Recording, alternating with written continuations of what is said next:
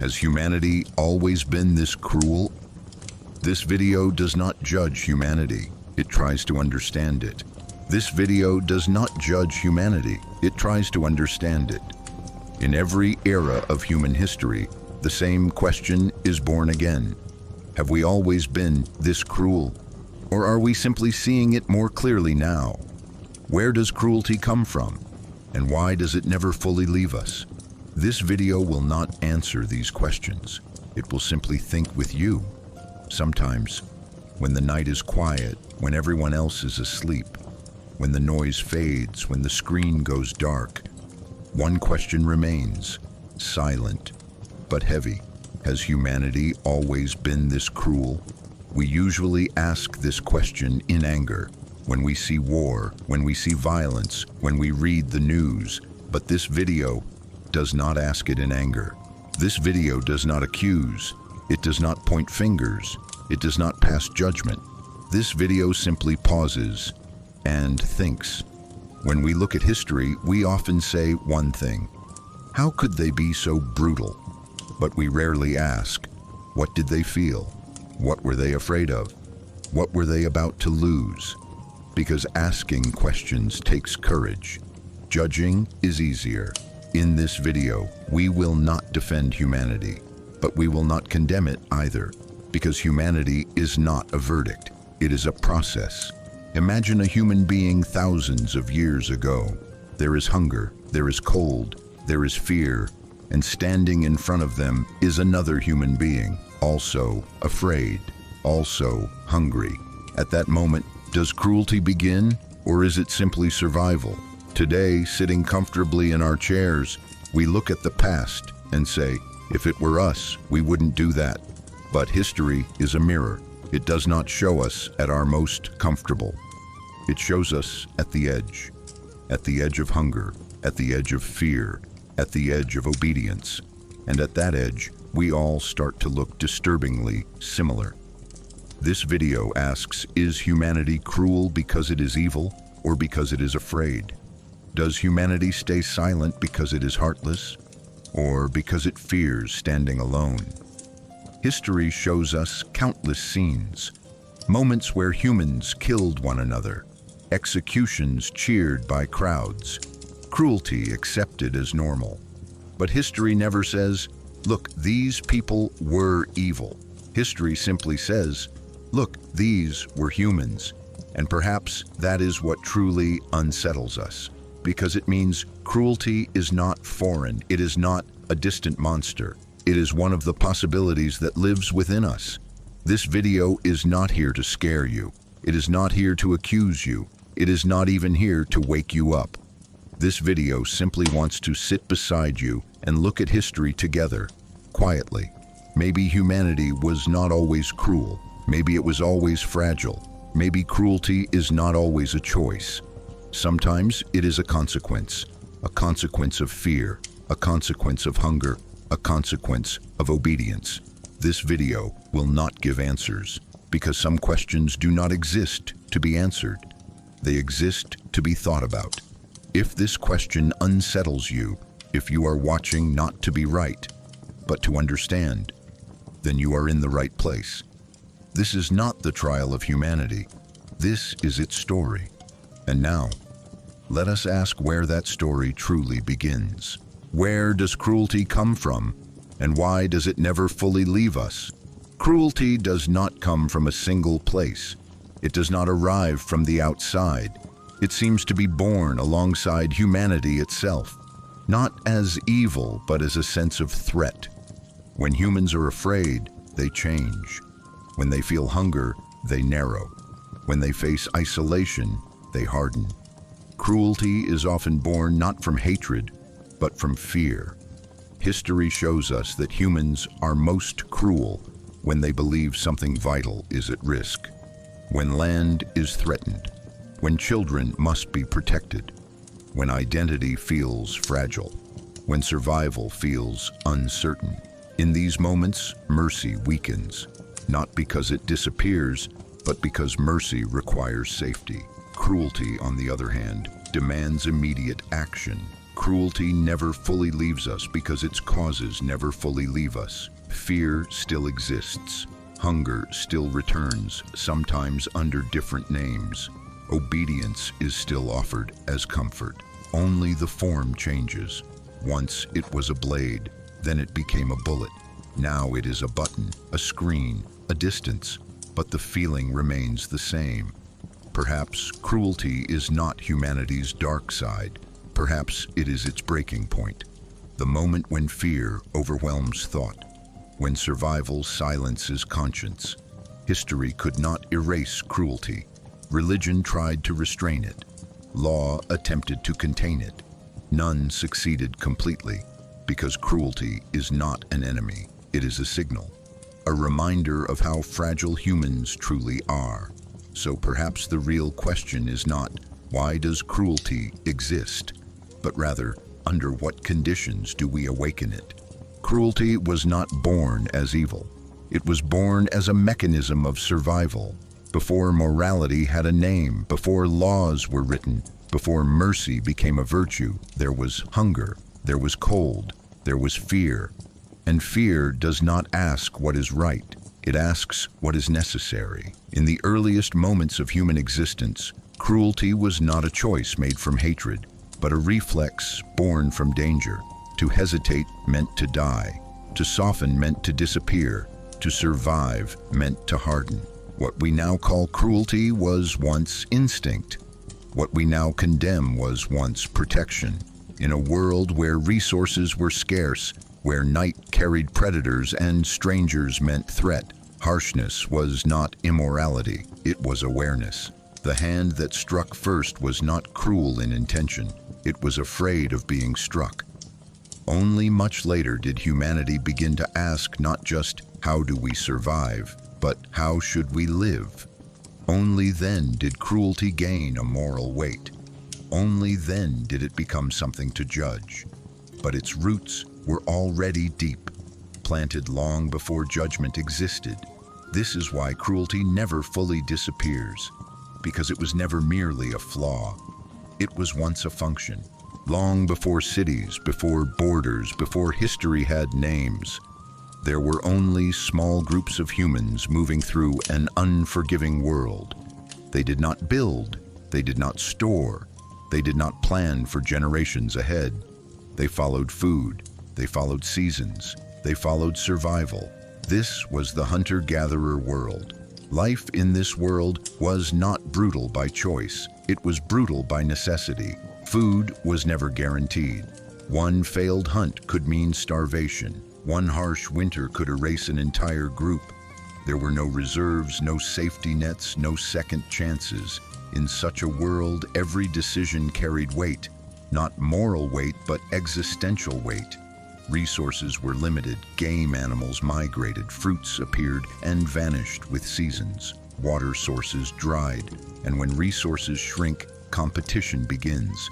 Not because humans desired violence, but because survival demanded it.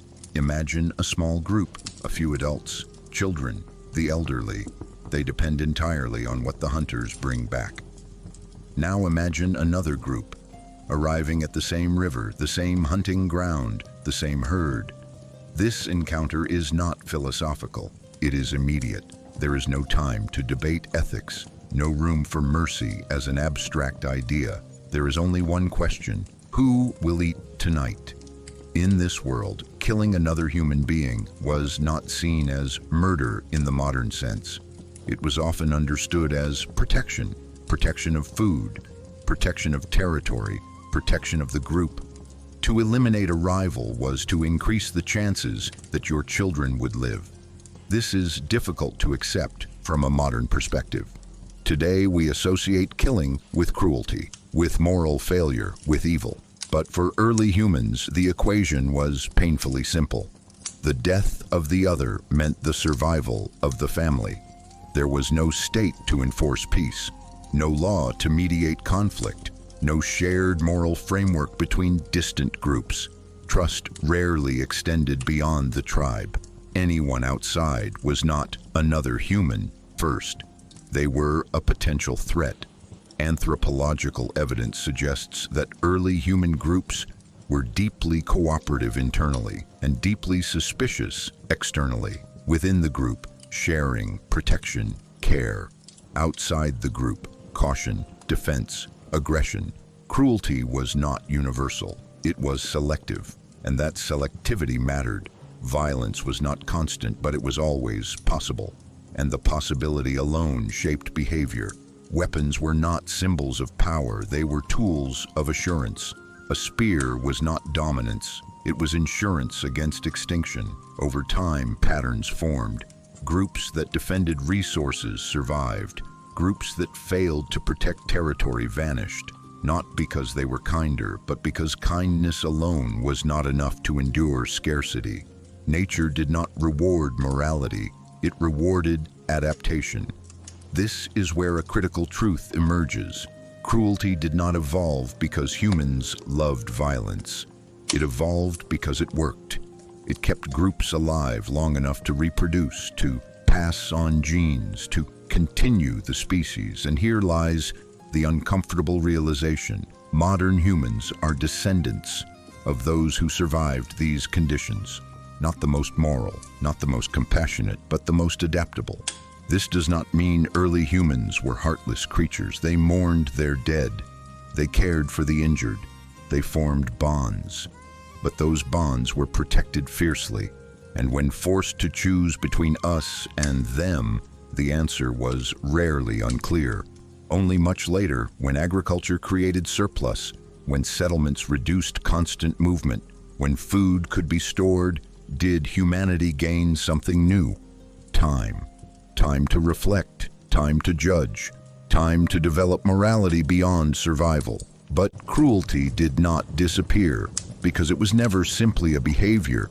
It was a memory written into human experience, a response learned in a world where hesitation meant death.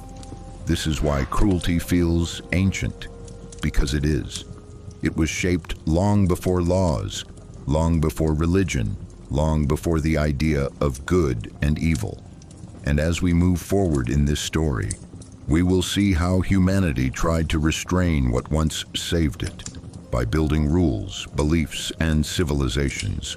But the instinct itself never fully vanished.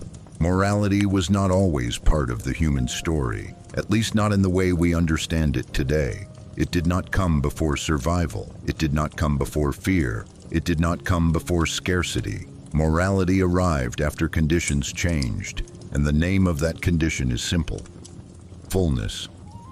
Where there is hunger, choice collapses, and where choice collapses, morality falls silent.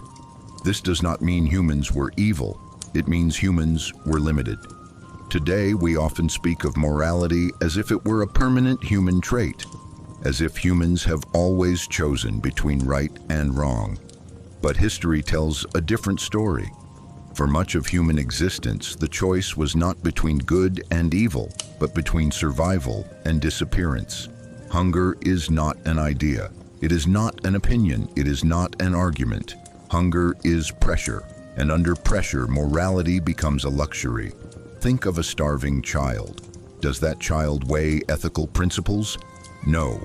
There is only one reality: food. Now place that child thousands of years in the past, inside a fragile tribe, in the middle of winter. Where does morality stand there? Morality requires time, it requires reflection, it requires alternatives. Hunger allows none of these. Hunger says now. This may be why morality appears late in history. First, there is hunting, then fear, then death. Only later do we see surplus, storage, rules, and only after that do humans begin to say, this is right, this is wrong. Morality is not an invention of the starving. It is the reflection of the fed. This may sound uncomfortable, but history whispers it again and again. The earliest moral systems emerge only when resources exceed immediate need. Agriculture, preservation, reserves. In other words, tomorrow exists. When tomorrow exists, today's actions can be judged. When tomorrow does not exist, today is everything. This brings us to a difficult question. If morality is born after fullness, what are the actions taken in hunger? Are they evil or are they instinct? We often say they were cruel, but perhaps the more honest question is they were hungry. History is filled with violence, but much of it predates ideology. Ideology comes later. First comes hunger. First comes fear. First comes the threat of extinction. Humans are not always cruel. Humans are often cornered, and a cornered being chooses the shortest path. Morality is the longer path. This is not an attempt to excuse cruelty. It is an attempt to understand it, because what we fail to understand, we are more likely to repeat.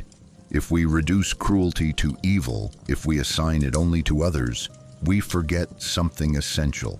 Under the same conditions, we might not be different. Perhaps this is the most unsettling thought of all. Cruelty is not foreign, it is potential, a possibility that awakens when circumstances collapse. And so the question returns, not as an accusation, but as a reflection. Was humanity cruel, or was it hungry? This question may never have a final answer, but asking it matters, because morality does not only explain the past, it helps us recognize the present. The arrival of agriculture did not end violence, but it changed its shape. For the first time in human history, food could be stored, land could be claimed, life could be planned beyond tomorrow. And with this shift, human morality began to transform. Before agriculture, survival was immediate. You ate what you found. You moved when resources disappeared. Conflict was brief, personal, and temporary. But agriculture rooted humans to the land.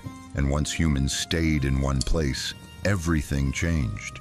Land became valuable, not because it could be eaten immediately, but because it promised future survival.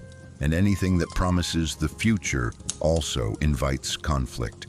With settled life came ownership. This land is mine. This field feeds my children. This harvest belongs to us. And once ownership exists, violence becomes defensive. Not about hunger anymore, but about protection. Morality evolves in this moment, not as universal compassion, but as rules. Rules about who belongs. Rules about who owns. Rules about who may take and who may not. Agriculture creates surplus. Surplus creates inequality. Some store more, some store less. Some control distribution. And where inequality appears, new moral questions emerge. Who deserves food? Who deserves protection? Who deserves punishment? Violence no longer disappears in winter. It becomes organized. Walls are built. Weapons are refined. Guards are assigned. Cruelty is no longer spontaneous. It becomes systematic. This is a crucial turning point. Before agriculture, violence was often reactive. After agriculture, it becomes institutional. No longer just an instinct, but a structure. Morality follows this transformation. What is right is no longer defined only by survival, but by order, by stability, by predictability. Morality becomes a tool to maintain society. This is why early moral systems often focus less on compassion and more on obedience. Honor authority, respect boundaries, accept punishment, because order is fragile and fear of disorder is powerful.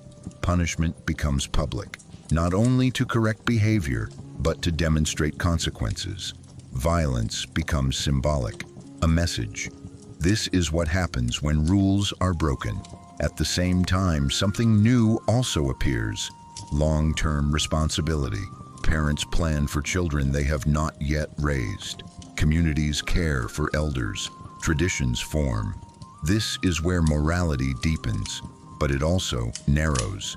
Compassion expands inside the community. Suspicion grows outside it. The moral circle is drawn carefully. Inside the walls, obligation. Outside the walls, threat. Agriculture allows humans to think about justice, but it also allows them to justify cruelty. because when something is built, it must be defended. And defense easily becomes aggression. This is how violence gains legitimacy. No longer I kill because I am hungry, but I punish because it is necessary. I conquer because it is justified. I destroy because it preserves order. Morality, at this stage, does not eliminate cruelty. It reframes it. Cruelty becomes duty. Violence becomes law. Fear becomes structure. This is not a moral failure. It is a historical consequence. Complex societies require control. Control requires enforcement. Enforcement often requires force. And yet, something important changes. Humans begin to feel guilt. Before, death was survival. Now, death carries meaning. Judgment appears. Shame appears. Responsibility appears. Agriculture gives humanity time. Time to reflect. Time to regret. Time to ask questions beyond survival. But it also gives humanity something dangerous, the belief that violence can be managed. From this moment on, cruelty is no longer accidental. It is planned, organized, defended by logic. And this is why violence in later civilizations feels colder, less desperate, more deliberate, less about hunger, more about power. Morality and violence did not separate after agriculture. They grew together, entangled. Morality trying to restrain violence, violence shaping morality's limits. This is the world that follows survival. Not peaceful, but stable. Not compassionate, but ordered. And as humanity moves forward from this point into kingdoms, empires, and laws, the question changes, no longer how do we survive, but who decides what is right? Mesopotamia, order born from chaos. Mesopotamia was not born in peace.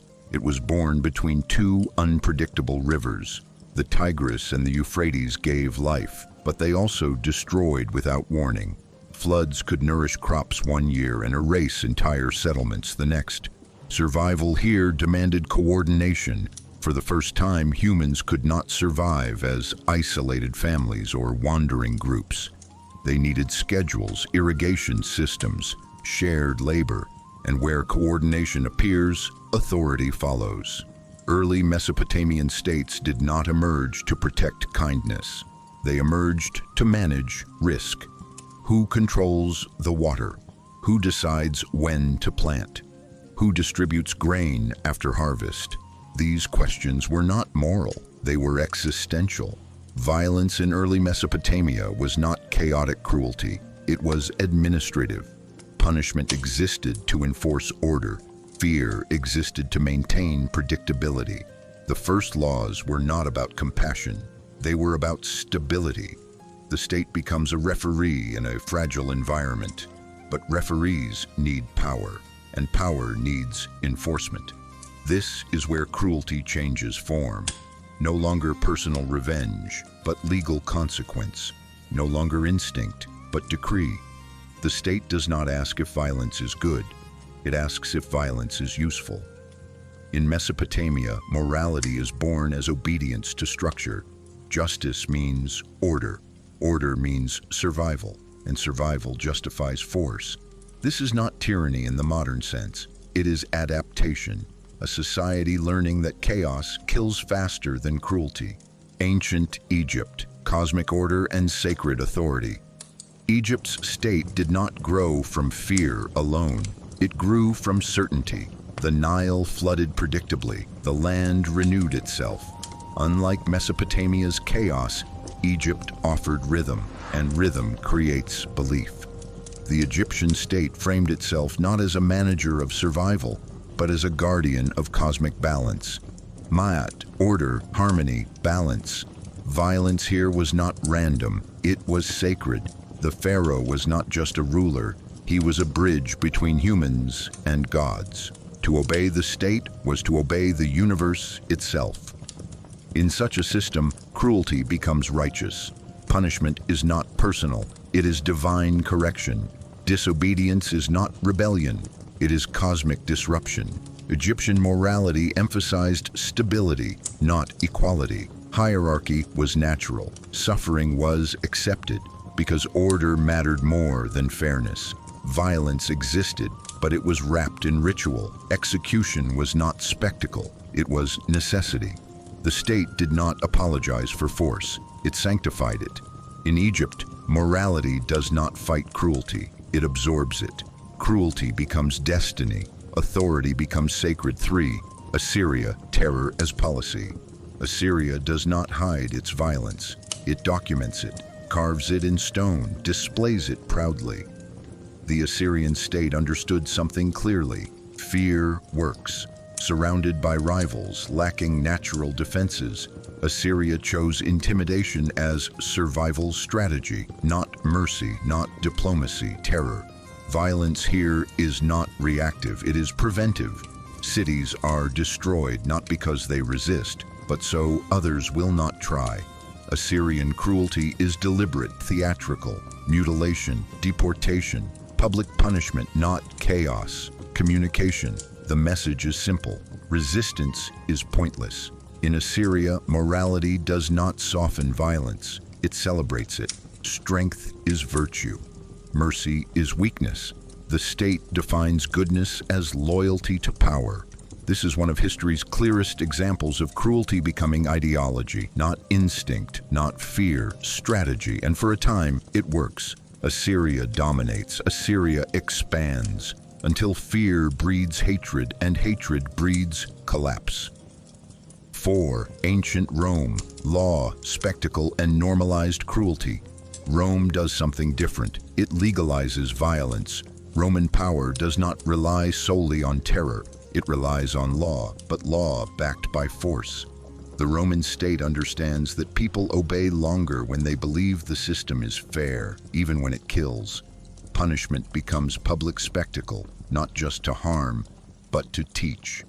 The Colosseum is not entertainment, it is education. This is what power looks like. This is what disobedience costs. Rome turns cruelty into routine, execution schedules, legal classifications of death. Violence is bureaucratic. Roman morality emphasizes order, citizenship, duty. Cruelty is not framed as evil. It is framed as necessary for peace, for stability, for empire. What makes Rome unique is not how much violence it uses, but how normal it makes it. Cruelty becomes background noise. And this is perhaps the most enduring legacy. When violence is lawful, it stops feeling violent. Across these civilizations, cruelty does not disappear. It evolves. From survival, to law, to sacred duty, to spectacle. The state does not erase cruelty, it organizes it. And as states grow more complex, so do the justifications. Law did not emerge because humans suddenly became moral. It emerged because humans became many. When communities were small, rules were remembered. Conflicts were personal. Punishment was immediate and informal. But when societies grew, memory was no longer enough. Order needed structure, structure needed authority, and authority needed enforcement. This is where law is born. Law is often presented as the opposite of violence, as civilizations triumph over cruelty. But history tells a more complicated story. Law does not replace violence, it redirects it. Before law, violence was chaotic, unpredictable, personal. After law, violence becomes selective. Not everyone may punish. Not every action deserves retaliation. Only the authority decides. This is the first philosophical shift. Violence is no longer a personal right. It becomes a monopoly. The state claims it. Why does society accept this? Because unregulated violence destroys trust. And without trust, no society survives.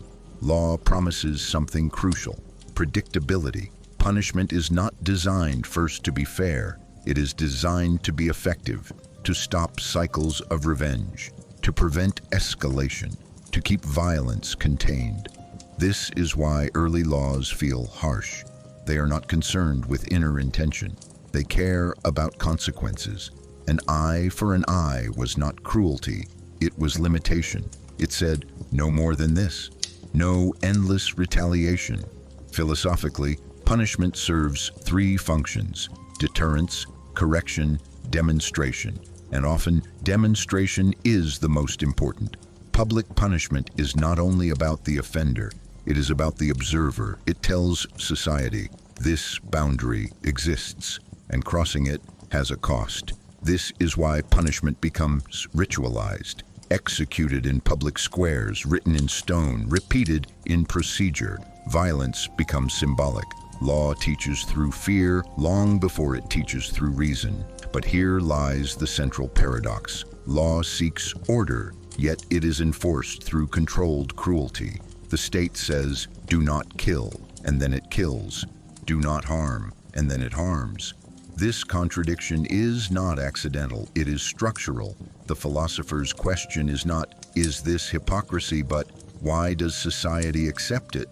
Because punishment reassures. It reassures those who obey that the rules matter. It reassures the powerful that stability can be maintained. And it reassures the fearful that chaos is being held back. In this sense, punishment is not about justice. It is about anxiety management. Societies fear collapse more than injustice, and punishment is the visible proof that collapse is being resisted. This is why laws often protect order before they protect individuals, why property is guarded before dignity, why rebellion is punished harder than cruelty. Punishment draws the line between acceptable and unacceptable behavior. But who draws the line? This is where philosophy becomes uncomfortable, because law is not neutral. It reflects power. Those who write the law define what deserves punishment. Throughout history, acts labeled criminal often threatened authority, not morality. Disobedience, heresy, dissent, cruelty committed by power is rarely punished as cruelty. So punishment becomes selective morality, not what is wrong, but what is dangerous. This does not mean law is evil. It means law is pragmatic. Its first loyalty is to survival of the system. As societies grow more complex, punishment becomes less visible. No longer public executions, but prisons. No longer spectacle, but isolation. Cruelty becomes quieter, more bureaucratic, more distant. But distance does not erase it, it simply hides it. Philosophically, this raises a final question. If punishment is necessary for order, but cruelty is necessary for punishment, is cruelty an accident of law or its foundation? History suggests this answer. Law is humanity's attempt to live with its own capacity for violence, not to eliminate it, but to regulate it. This is why punishment never disappears. It evolves, from physical pain to loss of freedom, from spectacle to silence, from blood to time. And yet, the logic remains the same. Break the rule, lose something essential. Law does not ask humans to be good. It asks them to be predictable. Morality asks more, but morality comes later. This is why law feels cold, because it must be. Empathy is unstable, rules are not. And perhaps this is the final tension at the heart of civilization. We want justice to be humane, but we want order to be absolute. And absolute order always carries the shadow of cruelty. Law did not civilize violence, it gave it a uniform. Civilization did not erase cruelty, it organized it. It did not silence violence, it placed it on a stage. As societies grew larger, punishment could no longer be private. A hidden punishment teaches nothing. An unseen consequence inspires no fear. And fear, more than reason, was the earliest language of order. This is where public executions emerge. Not in secret rooms, not behind closed doors, but in squares, on platforms, before crowds. Execution was never only about the condemned. It was about everyone watching. The body on display was a message. This is what happens when the line is crossed. This is the cost of disobedience. This is the power of the state.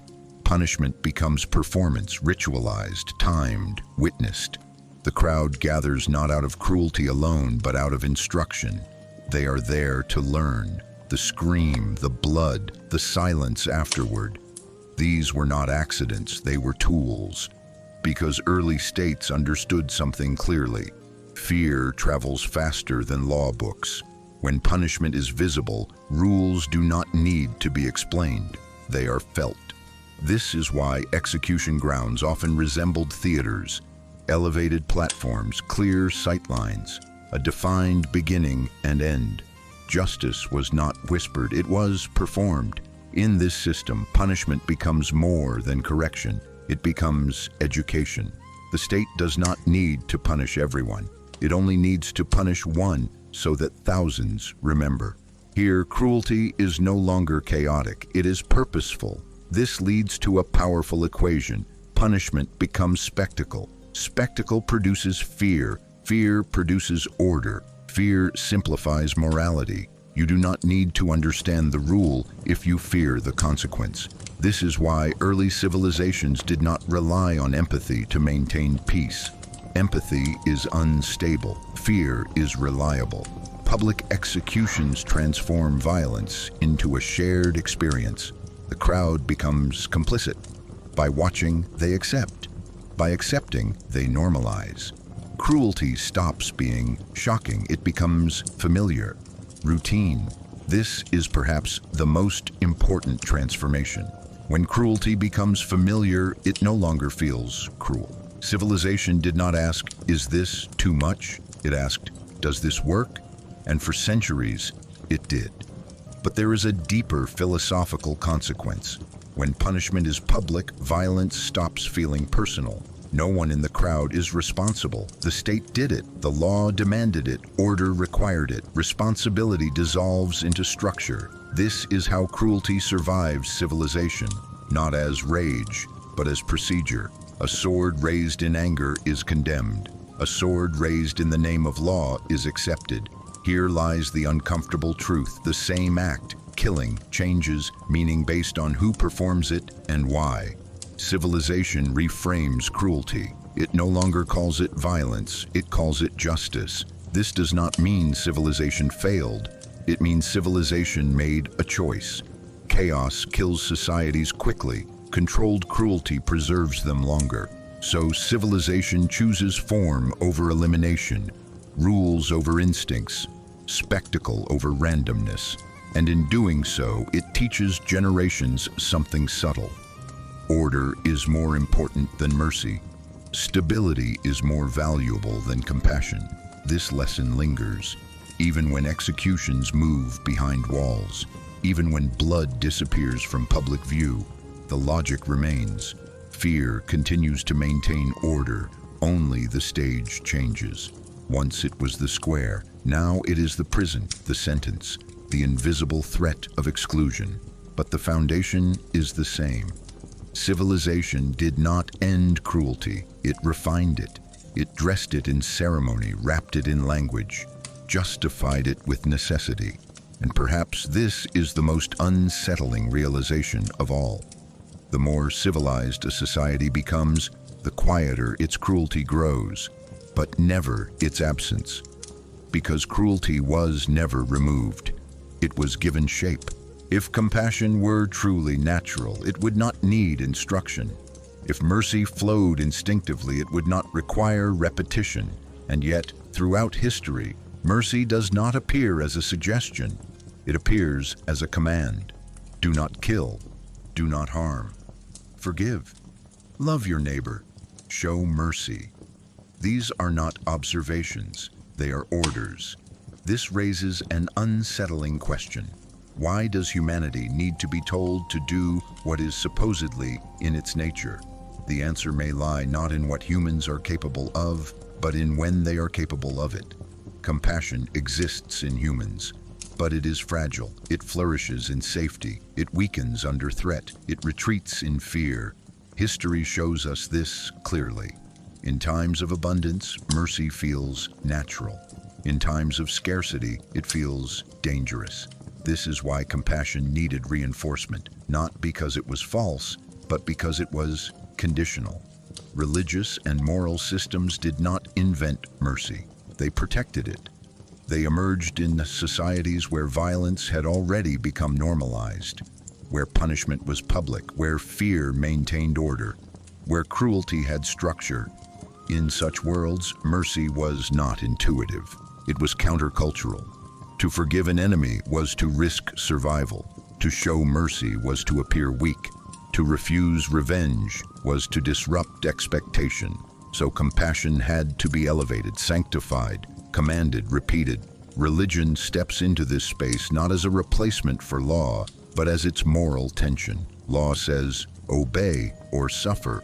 Religion says, restrain yourself even when you can punish. This is not softness, it is discipline. Mercy becomes an act of resistance against instinct, against fear, against the logic of retaliation. That is why it requires command, because instinct does not naturally choose mercy when survival feels threatened. Notice how moral teachings do not appear in eras of comfort, they appear in eras of conflict. When empires rise, when inequality grows, when violence becomes routine, mercy enters history as a correction, a reminder, a counterweight. But even then, it is not unconditional. Mercy is often limited to your own group, your own faith, your own community. Because compassion expands slowly, fear expands quickly. This reveals a deeper truth. Humans are capable of mercy, but not consistently, not universally, not without effort. So mercy is taught, rehearsed, enforced as ideal. It is written into texts because it cannot be relied upon in moments of crisis. And this is why moral commandments are repetitive, not because humans forget the words, but because they forget the feeling. The command to be merciful exists because cruelty is easier, faster, more instinctive. Revenge satisfies immediately. Mercy asks for patience. Fear demands reaction. Compassion demands restraint. This is why mercy becomes sacred, because it goes against the current. But there is another uncomfortable layer. Mercy is commanded not only to protect victims, but to protect society from itself. Unchecked cruelty destroys trust. Unchecked revenge escalates endlessly. Mercy interrupts the cycle. So mercy is not only moral, it is practical. Yet commanding mercy does not guarantee it. History is filled with commandments written in blood-stained eras. This is the paradox. The louder mercy is preached, the more violence is usually present, because mercy becomes most necessary when it is least natural. So perhaps the question is not whether humans are merciful by nature. Perhaps the question is, under what conditions can mercy survive? Safety, stability, distance from fear. When those vanish, mercy retreats, and command takes its place. This does not make humanity evil. It makes humanity fragile. Mercy is not proof of our goodness. It is proof of our struggle. And the fact that we continue to command it, century after century, suggests something profound. We have never stopped needing the reminder, because compassion is not humanity's default. It is humanity's aspiration, and aspirations must be taught, repeated, defended. This is why mercy entered history not as a feeling, but as a law written into conscience, not because humans lacked mercy, but because they could not always afford it. Religion enters history speaking the language of mercy. It tells humans to forgive, to restrain themselves, to love beyond instinct. And yet, history records something unsettling. Some of the bloodiest conflicts were fought in religion's name. This is not a contradiction to be dismissed. It is a paradox to be understood. Religion did not emerge in peaceful worlds. It emerged in violent ones. Societies where fear already ruled, where punishment was public, where cruelty had become routine. Religion steps into this reality not to deny violence, but to reframe it. At its core, religion offers restraint. Do not kill without cause. Do not take revenge endlessly. Do not let instinct rule unchecked. But restraint has limits. When survival feels threatened, even mercy becomes conditional. This is where the idea of holy violence appears. Violence not as chaos, but as duty, not as hatred, but as obedience. Holy war does not arise because religion abandons mercy. It arises because religion prioritizes meaning. If violence can be framed as sacred, then it no longer feels like cruelty. It feels like necessity. This is the crucial shift. Religion does not always eliminate violence. Sometimes it justifies it. But why? Because religion does something powerful. It divides the world into moral space, believer and non-believer, sacred and profane, chosen and outsider. Once the moral circle is drawn, mercy flows freely inside it. But beyond that circle, mercy becomes optional. This is not unique to one faith. It appears across civilizations and eras. Mercy is preached universally, but applied selectively. Holy war emerges when violence is framed as defense of the sacred, of land, of belief, of divine order. In these moments, killing is no longer personal, it is sacramental. This removes a heavy burden from the individual conscience. The responsibility is transferred to God, to destiny, to higher command. This is why religious violence often feels calmer than personal revenge, less emotional, more certain. The believer is not acting from anger, but from conviction. And conviction can be far more dangerous. Religion does not teach violence easily. It teaches it carefully, wrapped in language of necessity, framed as last resort, presented as tragic but unavoidable. This is how violence survives morality, by wearing moral language. Yet, even within religious traditions, this paradox is acknowledged. Texts are filled with tension, mercy and wrath, forgiveness and punishment, love and judgment. Religion reflects humanity's inner conflict, the desire to be compassionate and the fear of being destroyed. Holy war is not proof that religion failed. It is proof that religion struggled with the same reality as law and state. How do you restrain violence without losing power? When mercy threatens survival, authority chooses control. This is why religious violence often appears alongside political power, empires, kingdoms, expansion. Faith becomes identity, identity becomes territory, territory becomes something to defend, and defense quickly becomes aggression. But there is another layer to this paradox. Religion often preserves mercy after violence. It demands repentance, regret, cleansing. Violence is framed as exceptional, mercy as eternal ideal. This allows societies to fight and still believe they are moral. The paradox is not that religion is violent. The paradox is that religion tries to contain violence in a violent world, and sometimes fails. This does not make religion unique. States do the same. Laws do the same. Ideologies do the same. Religion simply makes the struggle visible. Mercy is taught because cruelty is easy. Holy war exists because fear is powerful. Both emerge from the same human condition. Religion is not a solution to violence. It is a conversation with it. Sometimes that conversation restrains. Sometimes it escalates. And perhaps this is the most honest conclusion. Religion did not invent violence, and it did not erase it. It gave humanity a language to argue with its own instincts. Sometimes that argument wins, sometimes it does not. And the fact that this paradox repeats across centuries suggests something deeper. The conflict between mercy and violence is not a religious problem, it is a human one. Religion merely reflects it, amplified, sacred, and unforgettable. Mercy, in theory, is universal. In practice, it rarely is. Throughout history, compassion has almost always had borders. Not geographic borders alone, but moral ones. We tend to imagine mercy as something that flows naturally, freely, toward all human beings. But history suggests otherwise. Mercy expands slowly. Fear expands instantly. In nearly every civilization, Compassion begins at the center and weakens toward the edge. Family first, then tribe, then community, then faith, then nation. Beyond that, uncertainty. This is not accidental, it is structural. Early humans survived by protecting small groups. Trust was limited, resources were scarce, strangers were unknown. In such conditions, mercy toward outsiders was not noble. It was dangerous. This survival logic did not disappear with civilization.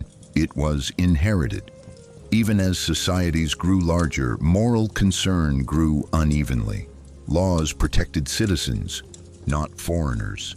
Religious commandments applied fully to believers and conditionally to others. Empires promised peace within their borders and destruction beyond them. Mercy became membership-based. This is the uncomfortable truth. Most moral systems were designed to stabilize groups, not humanity as a whole. Compassion was a glue, and glue works best when it binds something specific. This explains a recurring pattern in history. A society may be deeply compassionate internally and profoundly brutal externally.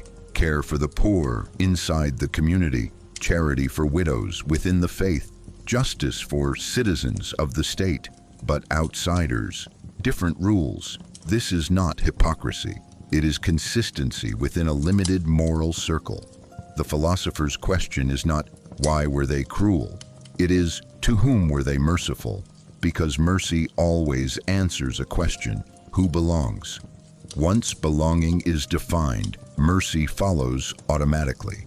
And once exclusion is defined, cruelty becomes easier. This is why dehumanization is such a powerful precursor to violence. If someone is placed outside the moral circle, compassion no longer applies. They are not one of us. They are the other. History shows this pattern relentlessly. Enemies are described as less human. Infidels, barbarians, savages, traitors. Words matter because language redraws the boundaries of mercy. Selective mercy does not require hatred, it requires distance. The farther someone feels, the less responsibility we feel toward them. This is why suffering feels abstract when it happens far away. This is why statistics do not move us like faces do. Selective mercy is not cruelty, it is limitation. Humans struggle to feel compassion at scale. We evolved to care deeply about a few, not millions. Modern moral systems try to fight this instinct. They speak of universal rights, human dignity, equality, but instinct resists. Even today, mercy often follows identity. We grieve familiar victims more deeply. We justify violence more easily when it targets outsiders. This does not mean progress is impossible. It means progress is fragile. Expanding mercy requires effort, education, stability, security. Fear contracts mercy. Safety expands it. This is why periods of crisis often shrink moral circles. War, economic collapse, cultural anxiety. Suddenly, compassion becomes conditional again. The question then becomes, is universal mercy achievable? Or is it an aspiration that must be constantly defended against our instincts? Perhaps mercy was never meant to be automatic. Perhaps it was always meant to be chosen. Chosen against fear. Chosen against convenience. Chosen against identity. And this is why moral teachings return again and again to the same instruction. Love the stranger. Care for the outsider. Protect the weak. Not because it is easy, but because it is unnatural. Selective mercy is humanity's default. Universal mercy is humanity's challenge. And history suggests we oscillate between the two. The question is not whether humans are capable of mercy. They are. The question is how wide they are willing to draw the circle. And that circle, more than any law or belief, reveals who we truly consider hum. War does not begin with hatred. It begins with permission. In war, actions that would be unthinkable in peace become routine. Killing becomes a task. Destruction becomes a duty. Cruelty becomes procedure. What is most disturbing about war is not that people kill. It is how quickly killing becomes normal. In every major conflict in history, there is a moment when the language changes. Civilians become collateral. Deaths become losses. Orders replace names. War rewrites reality. It creates a new moral environment where actions are judged not by conscience, but by outcome. Soldiers are not asked to decide who deserves to die.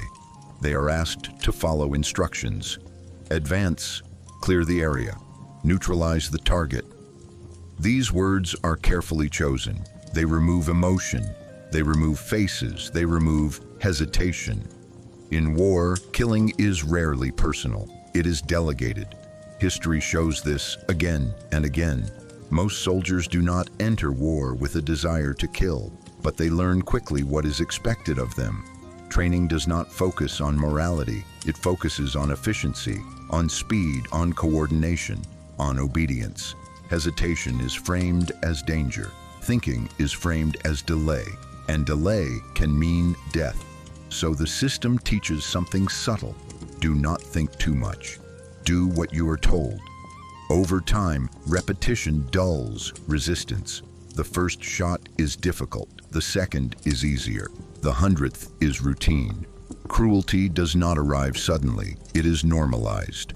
War also redistributes responsibility. No single person feels fully accountable. The command came from above.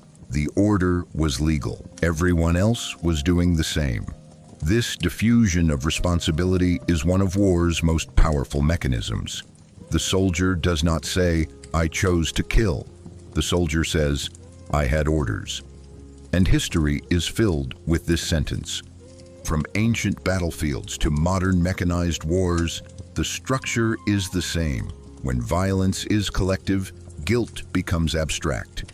When cruelty is shared, conscience weakens. War does not ask people to become monsters. It asks them to stop being individuals. This brings us to the deeper question, a question that refuses to disappear. Does a human kill because they are evil or because they obey? We often imagine cruelty as something driven by hatred, but war suggests something more unsettling. Cruelty can emerge without hatred at all. In many cases, the person pulling the trigger feels nothing, no rage, no pleasure, just completion of a task. This is where philosophy becomes uncomfortable, because it challenges the idea that evil requires intent. What if cruelty does not always come from desire to harm, but from absence of thought? In war, thinking is dangerous. It slows action. It creates doubt. It disrupts unity. So thinking is discouraged, not explicitly, but structurally. Orders move downward. Responsibility dissolves upward. The individual becomes a function, a role, a uniform. When thinking stops, morality does not disappear loudly. It fades quietly. The soldier does not ask, "Is this right?" They ask, "Is this required?" This distinction matters because morality lives in the first question. Obedience lives in the second. When obedience replaces judgment, cruelty becomes possible without malice. This is one of the most dangerous conditions a society can create. A system where people act without reflection, where responsibility is outsourced, where conscience is suspended for the duration. War thrives in this space, and this is why ordinary people can participate in extraordinary cruelty, not because they are sadistic, but because they are efficient. Efficiency does not ask why, it asks how. This is the silent transformation war produces.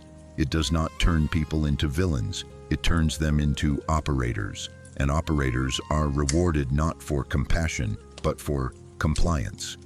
The greatest philosophical danger of war is not violence itself. It is the normalization of unthinking action, because once thinking is suspended, anything can be justified. History shows us that the most destructive acts were often carried out by people who believed they were simply doing their job. Not rebels, not fanatics, but functionaries.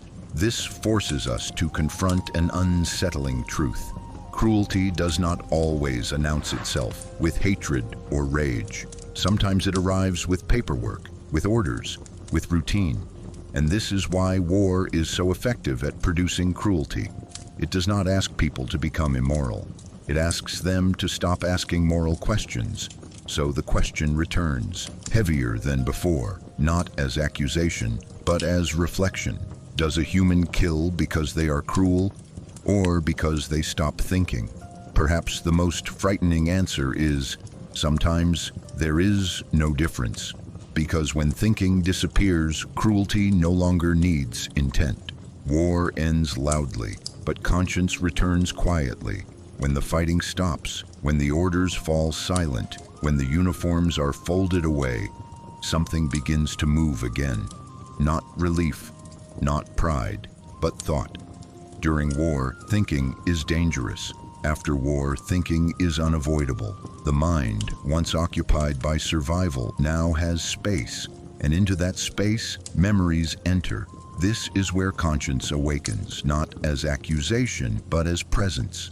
In war, actions are justified by necessity. After war, necessity dissolves, and what remains are acts without context. The same hands that followed orders now sit in silence, and silence asks questions. Why did I do this? Did I have a choice? Who was I becoming? These questions do not arrive immediately. They wait, because conscience does not shout. It whispers. Philosophically, this is a crucial moment. During war, identity is external. You are a soldier, a unit, a role. After war, identity becomes internal again. You are an individual, and individuality carries responsibility. This is why trauma is not only psychological, it is moral. Trauma is not just fear remembered, it is meaning returning too late. In war, actions are stripped of meaning to make them possible. After war, meaning returns to make them unbearable. This is the paradox. The same act that was neutral during war becomes heavy afterward. Killing that was once framed as duty now appears as memory, and memory does not obey orders. Many who return from war do not speak. This silence is often misunderstood. It is not emptiness, it is containment. Language struggles to hold what conscience now sees. How do you explain actions that were necessary then but impossible now? Society often expects closure, medals, ceremonies, narratives. But conscience resists neat endings, because conscience is not interested in victory, it is interested in truth. Philosophically, conscience returns when coercion disappears. When the pressure to obey is gone, judgment resumes. And judgment does not come from law or religion, it comes from the self. This is why post-war trauma often includes guilt without crime, regret without clear blame. The individual asks not, was it legal, but was it me? This question has no easy answer.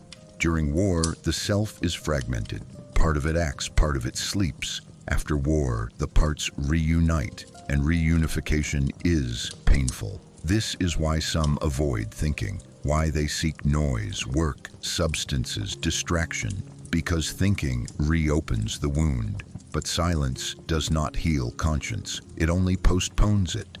Philosophically, trauma can be understood as the mind's refusal to let cruelty remain normalized. It is the return of moral gravity. War temporarily suspends conscience for survival. Trauma is conscience reclaiming its place. This does not mean the individual is evil, it means they are human. If someone felt nothing after war, that would be the anomaly.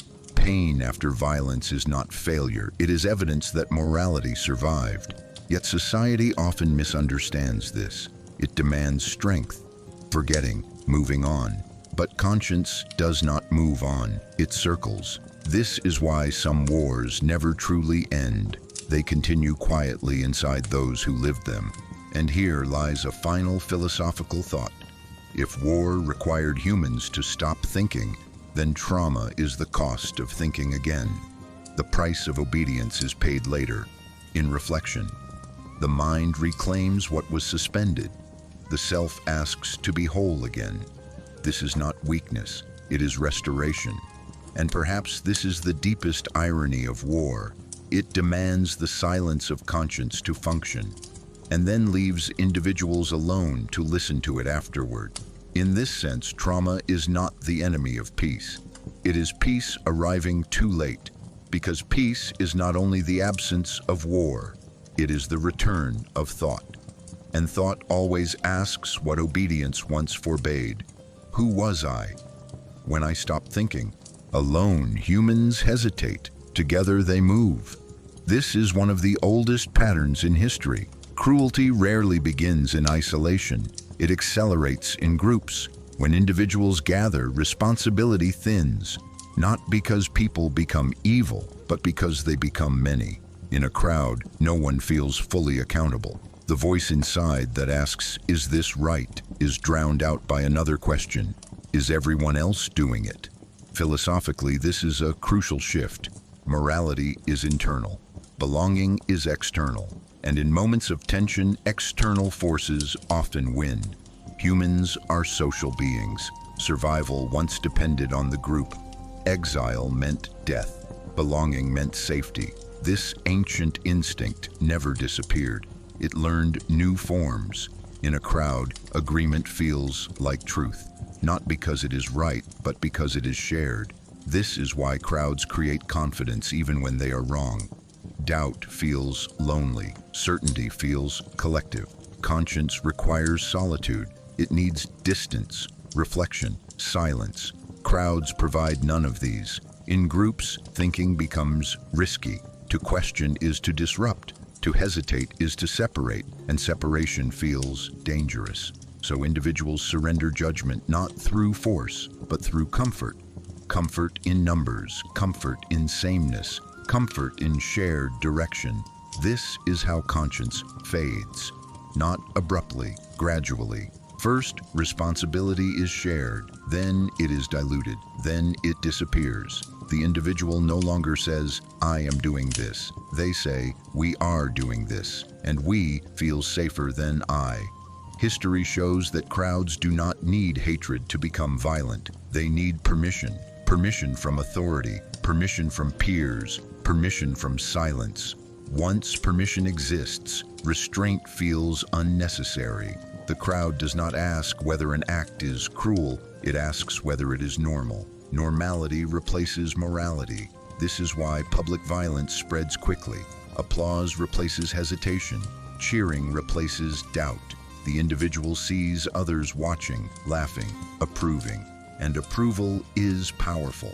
In this environment, cruelty feels justified not by logic, but by belonging. Philosophically, the crowd does something subtle. It replaces conscience with consensus. Consensus feels objective. It feels external, reliable, safe.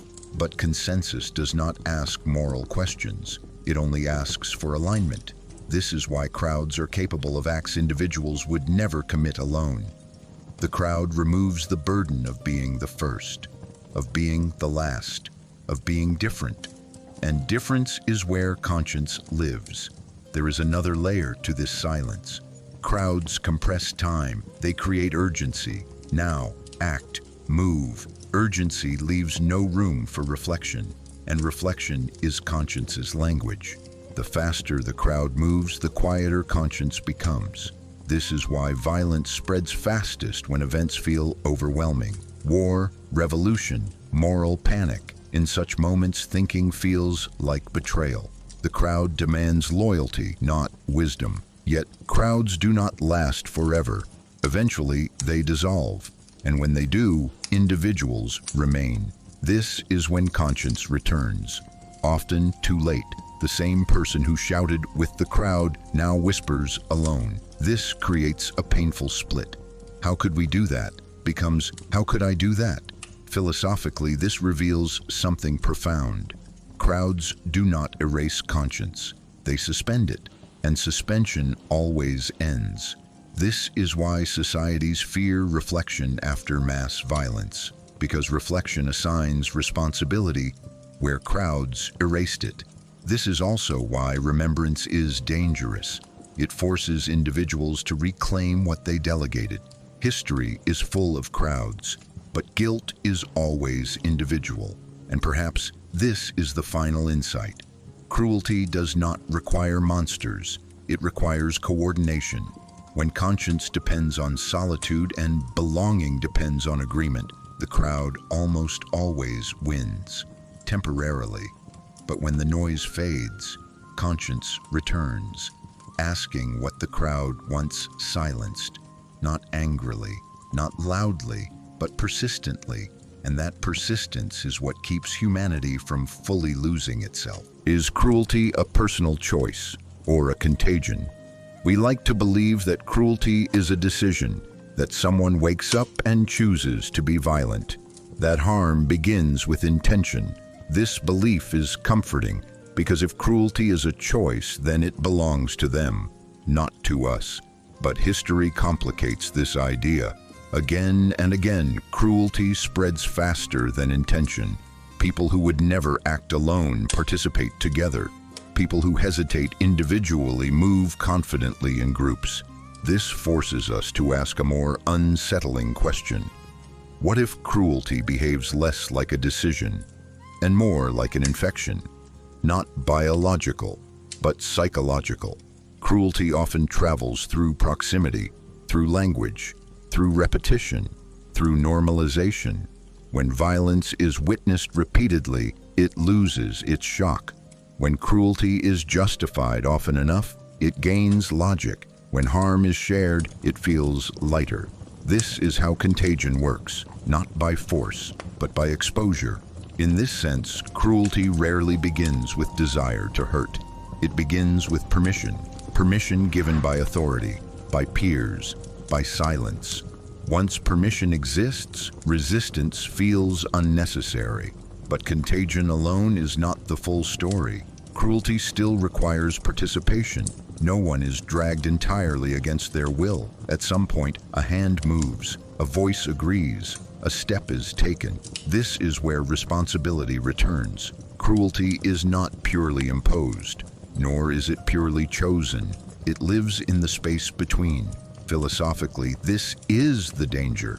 When cruelty feels contagious, individuals stop guarding themselves. I didn't choose this, they say. It was the situation. It was the crowd. It was the time. These explanations are not lies, but they are incomplete, because contagion does not remove agency. It dilutes it. Responsibility becomes thinner, but it does not disappear. History shows that even in the most violent systems, some refuse, some resist, some step back. This proves something crucial. Cruelty is never inevitable, but resistance is costly. It risks isolation, punishment, exile. So most people adapt, not because they approve, but because they endure. This is why cruelty spreads more easily than compassion. Compassion isolates, cruelty unites. In moments of fear, belonging feels safer than morality. This makes cruelty feel external, as if it arrived from the outside, as if it infected the group. But contagion needs hosts. Cruelty spreads because humans are social, because we mirror behavior, because we seek alignment. This does not make humans evil. It makes them responsive. The most dangerous cruelty is not the one driven by rage. It is the one carried out calmly by people who believe they are simply adapting. So the question remains, is cruelty a choice, or is it contagious? Perhaps it is both. It begins as exposure. It grows through imitation. It solidifies through obedience. And at each stage, a choice exists, but becomes harder to see. Cruelty is most powerful when it hides the moment of choice, when it feels normal, when it feels shared, when it feels inevitable. This is why history repeats itself, not because humans forget morality, but because they forget when they stopped choosing. And this leads us to the most difficult realization. Preventing cruelty is not only about condemning actions, it is about recognizing how easily we absorb them. If cruelty were only a personal flaw, we could isolate it. But if it is contagious, we must guard against environments that spread it. Language matters, rituals matter, silence matters, because cruelty rarely arrives screaming. It arrives normalized. And perhaps the final truth is this: cruelty becomes unstoppable not when people choose it, but when they stop noticing that they are choosing at all. That is when infection feels like fate, and that is when history quietly prepares to repeat itself. Why some do not become infected: individual conscience and inner boundaries. If cruelty can spread, then resistance must also be possible. History proves this quietly. In the same wars, under the same orders, within the same crowds, some people stop, they hesitate, they refuse, they step aside. This is not because they are braver or purer or morally superior. It is because something inside them does not dissolve. Philosophically, this raises a crucial question. Why do some individuals remain untouched by environments that overwhelm others? The answer is not found in ideology. It is found in inner boundaries. An inner boundary is not a rule imposed from outside.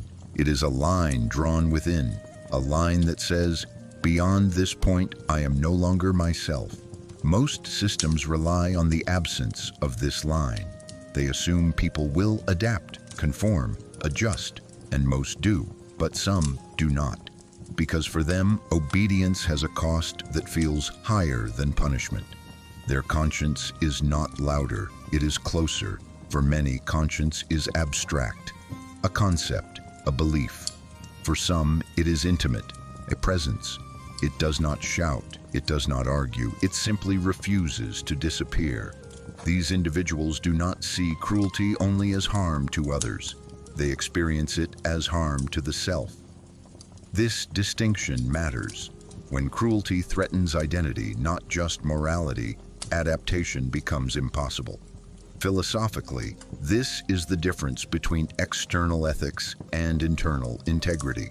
External ethics depend on rules. Internal integrity depends on coherence, on being able to live with oneself. Many people can say, I had no choice. Some cannot, because the act itself breaks something irreparable. These individuals are not immune to fear. They feel it deeply, but fear does not override their sense of self. They would rather suffer consequences than become someone they cannot recognize. This is not heroism, it is alignment. Their actions match their inner image, and once that image is threatened, the system loses its grip. History shows that resistance often begins quietly, not with speeches, not with rebellion, but with refusal. I won't do this. I won't look away. I won't participate. Such refusals rarely change systems immediately, but they preserve something essential. They preserve the idea that cruelty is not inevitable. Inner boundaries are often formed early, through witnessing injustice, through early responsibility, through experiences of vulnerability. People who have felt powerlessness sometimes recognize it in others, and recognition interrupts contagion. Another factor is distance from authority. Those who do not fully identify with the group, the nation, the ideology, are less likely to surrender judgment. Belonging amplifies obedience. Partial belonging preserves thought. This is why outsiders, dissenters, and quiet skeptics often resist first. They already live with a degree of separation. Philosophically, conscience thrives in distance. Distance from noise, distance from urgency, distance from collective certainty. The crowd compresses time. The individual expands it. Those who resist often slow down. They think when others rush. Slowness is dangerous in violent systems, which is why such systems punish reflection. Another crucial element is moral imagination, the ability to see the other as a full human being, even when language tries to erase them. Once someone imagines the other's inner life, cruelty becomes harder, not impossible. but heavier. Contagion depends on abstraction. Targets, numbers, labels. Conscience depends on specificity. A face, a name, a moment. This is why those who resist often speak later of a single image. A look, a voice, a silence. Something that made cruelty personal again. But resistance comes at a price. Isolation, ridicule, punishment. This is why not everyone resists. Not because they lack conscience, but because they lack protection. Inner boundaries are costly when outer structures reward obedience. So the question is not why some fail to resist. The question is how some manage to. And the answer seems to be this. They protect something inside that systems cannot replace. An image of who they are. A sense of self that does not bend easily. This self is not rigid, it is fragile, but it is guarded. Once it breaks, adaptation becomes easy. Once it holds, cruelty loses its efficiency. Perhaps this is the deepest insight. Cruelty spreads fastest where identity is flexible. Resistance survives where identity is anchored. Not anchored in ideology, not anchored in pride, but anchored in a quiet understanding. There are things I can lose and things I cannot. History remembers revolutions and wars, but it is held together by these quiet refusals, because every system of cruelty depends on participation, and participation always has an edge where someone can step back. Those who do not stop history. In the modern world, cruelty rarely arrives with blood on its hands. It arrives with images, with headlines, with screens. We no longer need to stand in a crowd to feel the pull of collective behavior. The crowd now lives in our pockets. Screens compress distance. They allow us to witness suffering without sharing space, without sharing risk, without sharing responsibility. This changes the moral experience entirely. In the past, cruelty demanded proximity. You had to see faces, hear voices, smell fear. Distance made cruelty difficult. Today, distance makes cruelty easy. Violence no longer requires presence. A drone operator does not hear screams.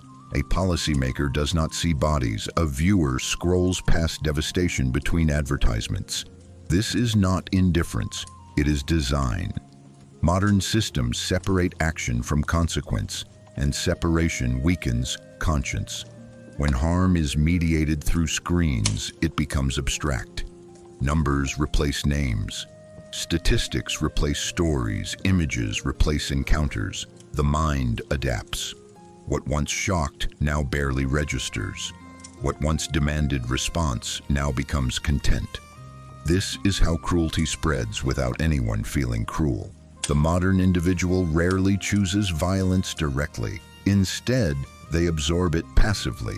Repeated exposure creates familiarity. Familiarity creates tolerance. Tolerance creates silence. And silence is permission. Media rarely tells us what to feel explicitly. It tells us what to see repeatedly. And repetition shapes perception more powerfully than argument. When suffering is constant, empathy becomes selective. Not because people stop caring, but because caring without action becomes exhausting. So the mind protects itself. It narrows compassion. It filters attention. It disengages. This disengagement is not cruelty, but it prepares the ground for it. Modern cruelty spreads through normalization, not command. There is no order to hate, no instruction to dehumanize, only framing. Language becomes crucial. Victims become targets. Deaths become necessary losses. Violence becomes security. This language travels fast, faster than reflection, faster than empathy. Social media accelerates this process. Algorithms reward emotion, not understanding. Outrage spreads faster than nuance. Fear spreads faster than context. This creates moral urgency without moral depth. People react together. They condemn together. They justify together. They move on together. The crowd no longer gathers in squares. It gathers in timelines. And timelines do not pause. Modern cruelty is contagious because it feels indirect. No single person causes harm. Everyone is just reacting, sharing, commenting, agreeing. Responsibility dissolves into engagement. "I didn't do anything" becomes the defining sentence of modern cruelty. Yet influence accumulates. Narratives harden. Enemies are simplified. Complexity disappears. Distance removes friction, and friction once slowed violence. When you do not see the person you harm, your imagination must do the work. But imagination weakens under constant stimulation. This is why modern cruelty often feels calm, rational, justified. It lacks the rage of mobs. It has the tone of inevitability. Nothing can be done. That's just how the world is. It's complicated. These phrases anesthetize conscience.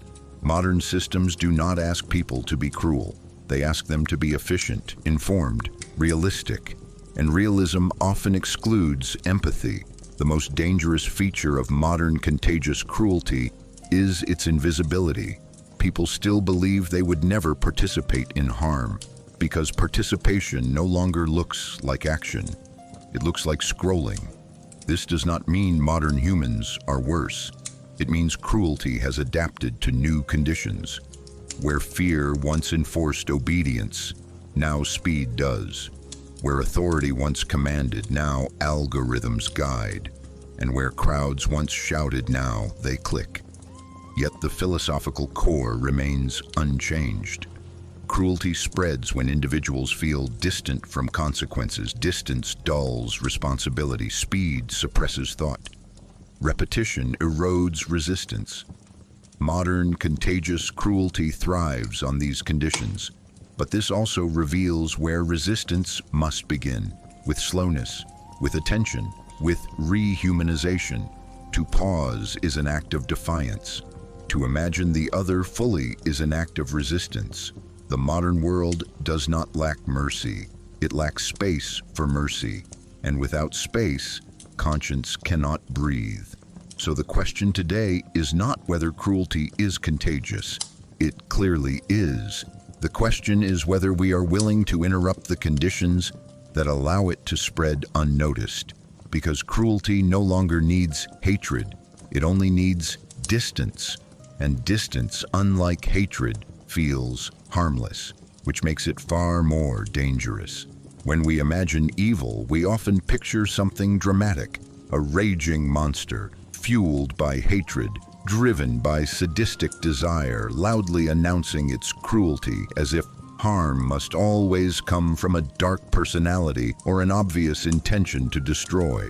But history repeatedly offers a more unsettling possibility, that evil does not always arrive as a scream, that it does not always declare itself as wickedness, and that it can emerge quietly, not from a violent explosion of emotion, but from a vacuum where thinking retreats.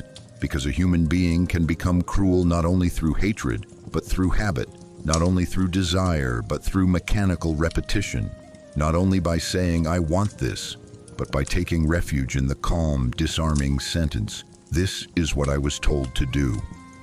The absence of thought does not mean stupidity, and it does not mean ignorance. It means something far more dangerous and far more ordinary. It means that a person no longer examines their actions from the inside, no longer pauses to ask even once, "What is this? What am I doing? Who does this touch? What am I allowing to become normal?"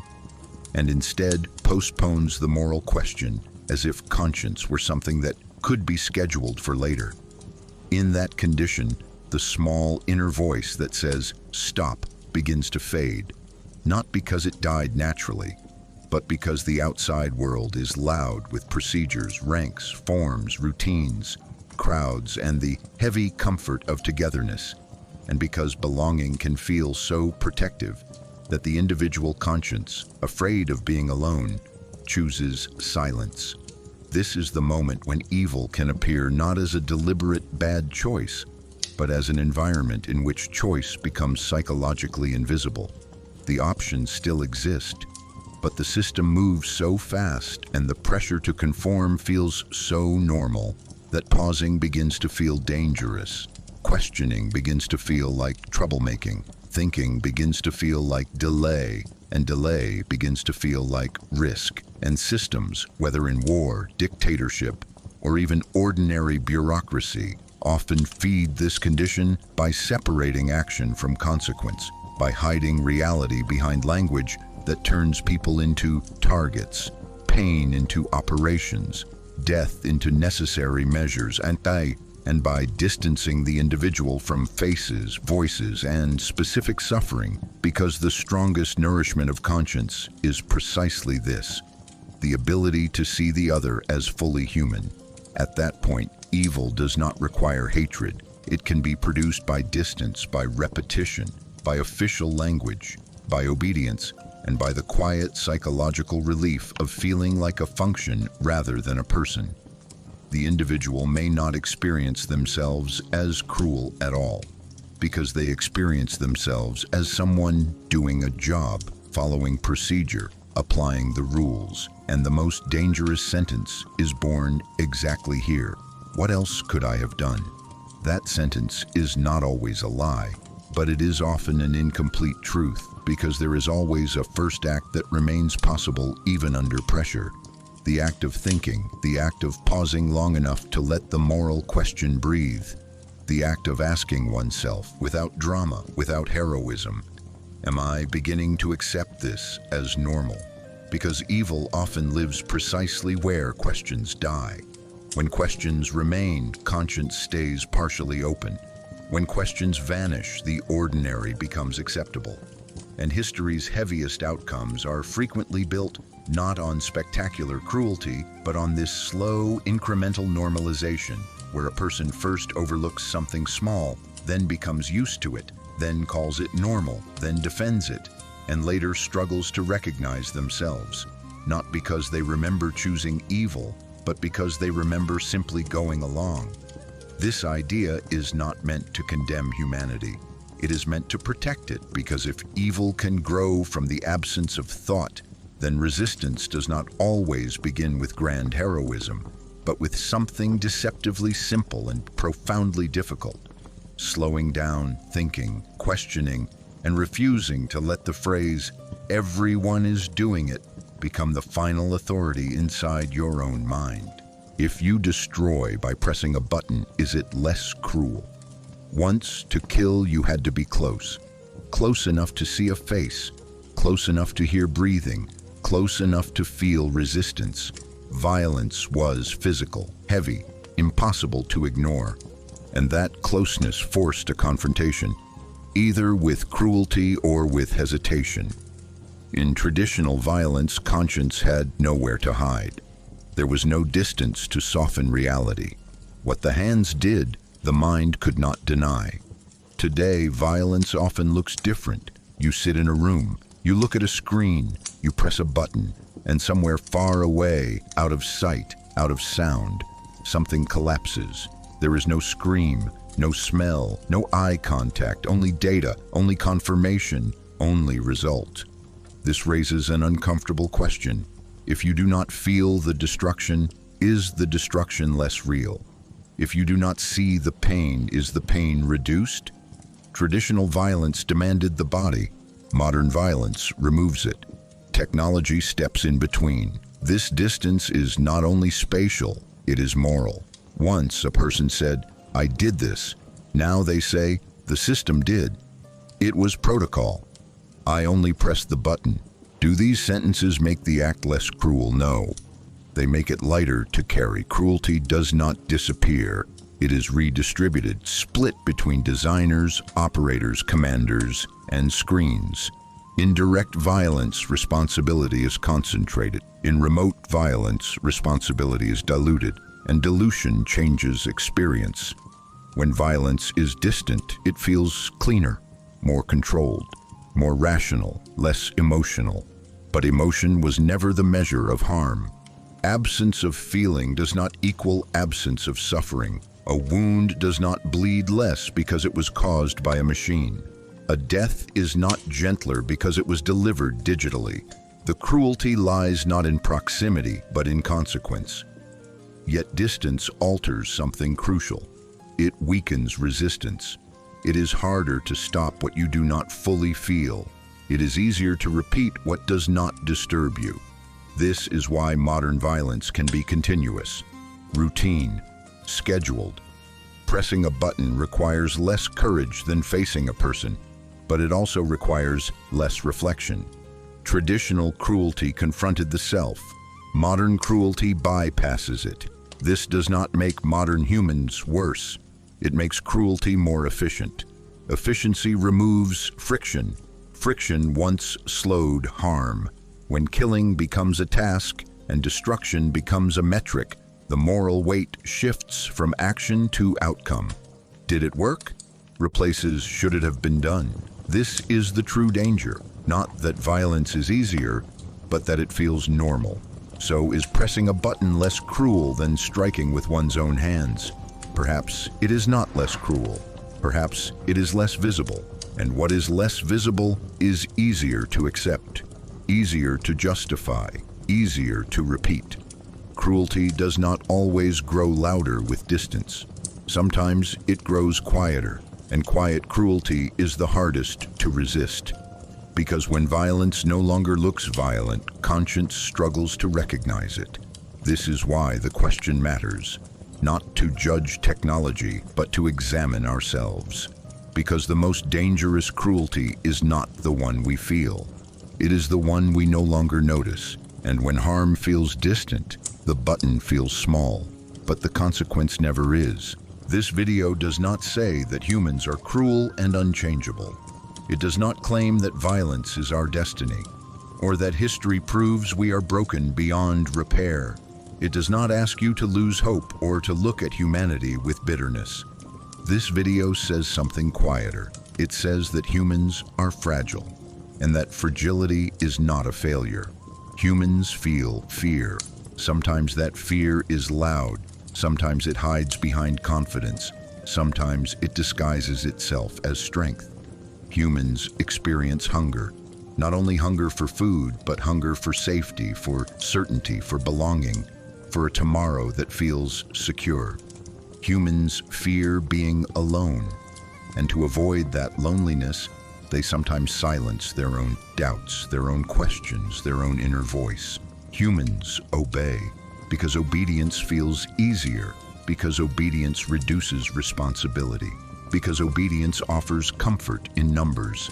And sometimes, when fear, hunger, and obedience come together, we call the result cruelty. But cruelty in these moments is not always intention. Very often it is a consequence. This video does not say that humans always choose wisely. It says that humans often choose under pressure. And under pressure, choices narrow. Time shortens, alternatives disappear. Reflection feels dangerous. The harsh moments we see in history, the silences, the obedience, the harm, they can feel distant, but they are not foreign. They live inside the human condition. This video is not here to accuse you.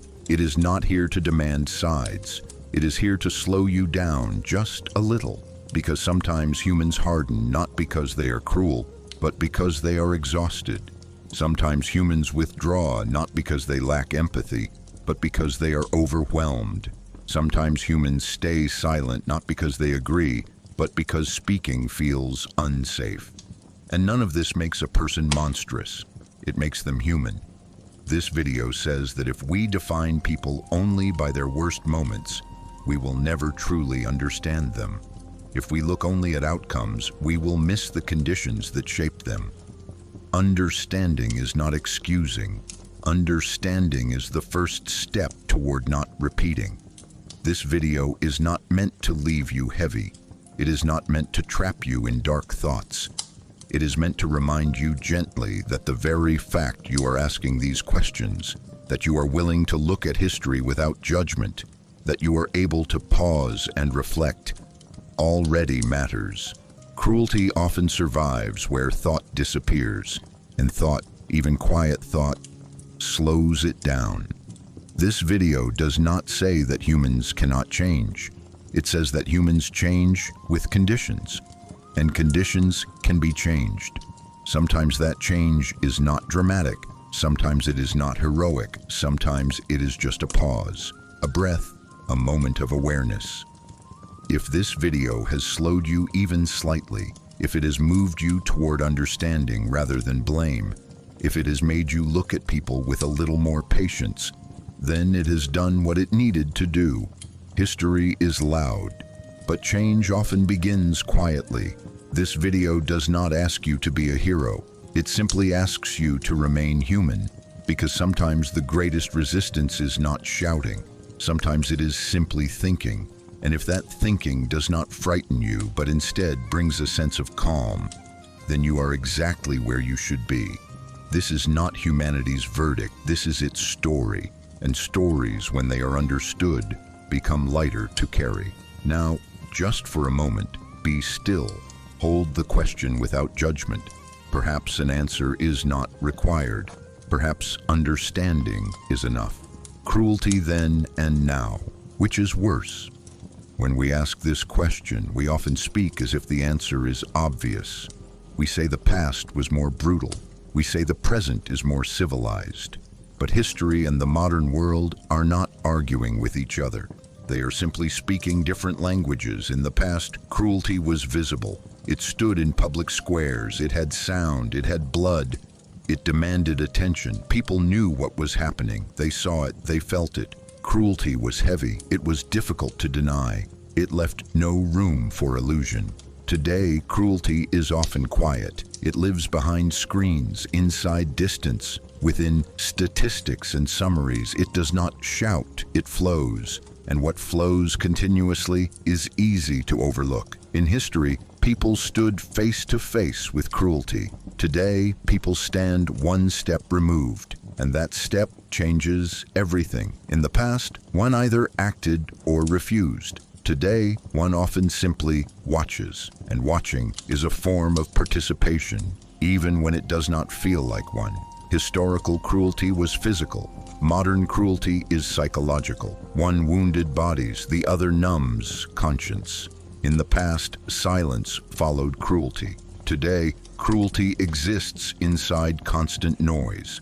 Comments, reactions, debates, and this noise often overwhelms reflection.